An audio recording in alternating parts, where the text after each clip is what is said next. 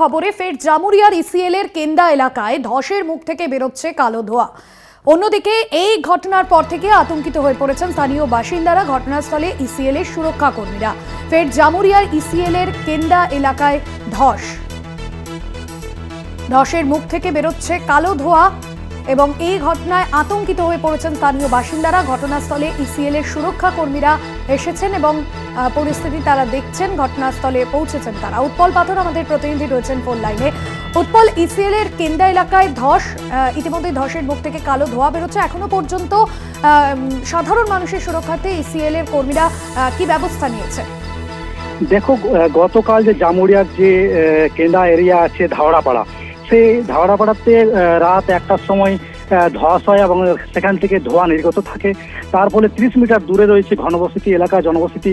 সেই এলাকার যে বাচ্চারা, মহিলারা বাচ্চাদেরকে নিয়ে কোলে নিয়ে তারা ঘর থেকে বেরিয়ে পড়েছে। বিপদে যে কোনো সময় বসে যেতে পারে এলাকা, এবং তারা খুব সমস্যায় পড়েছে যে ইসিএলকে বারবার বলা হলেও কোনো পুনর্বাসনের ব্যবস্থা করেনি। সেই নিয়ে তারা সমস্যা রয়েছে। রাত থেকে তাদের ঘুম গিয়েছে, তারা বাইরে বসে রয়েছে। 30 মিটার মধ্যে জনবসতি এলাকা। ইসিএল এর যে সুরক্ষাকর্মী তারা ঘটনাস্থল পৌঁছেছে, কিন্তু এখনো পর্যন্ত কোনো ব্যবস্থা বা তাদেরকে পুনর্বাসনের কোনো ব্যবস্থা করেনি, তাই তারা চিন্তিত রয়েছে। সেক্ষেত্রে উৎপল, এখনো পর্যন্ত সাধারণ বাসিন্দারা তারা কি বলছেন, কি চাইছেন তারা? কারণ এই ঘটনা আবারও ঘটলো। দেখো, সাধারণ বাসিন্দারা যে রয়েছে তারা তো আতঙ্কিত রয়েছে। তারা ছোট ছোট বাচ্চাদেরকে কোলে নিয়ে তারা বাইরে বেরিয়ে রয়েছে যে বসে যেতে পারে। তারা 3-4 বার এর আগে ঘটনা ঘটেছে, ইসিএলকে জানিয়েছে যে আমাদেরকে পুনর্বাসনের ব্যবস্থা করুন, কিন্তু ইসিএল কোনো এখনো ব্যবস্থা করেনি। তাই তারা খুব চিন্তিত রয়েছে এবং বাইরেই তারা কাটাচ্ছে রাত। একদমই ধন্যবাদ জানাবো। উৎপল পাথর আমাদের প্রতিনিধি ছিলেন ফোন লাইনে। আপনাদের জানিয়ে রাখবো যে এর আগেও বেশ কয়েকবার এই ঘটনার সম্মুখীন হলেও কিন্তু স্থানীয় বাসিন্দারা তাদের জন্য কোনো রকম কোনো ব্যবস্থা নেওয়া হয়নি, এমনটাই অভিযোগ করছেন তারা।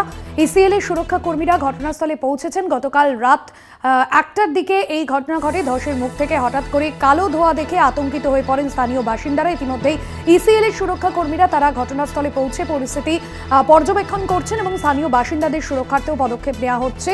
তবে বাসিন্দাদের অভিযোগ যে দীর্ঘদিন ধরে এই ঘটনা পুনরাবৃত্তি হলেও এই জন্য কোনো রকম কোনো ব্যবস্থা নেওয়া হয় না।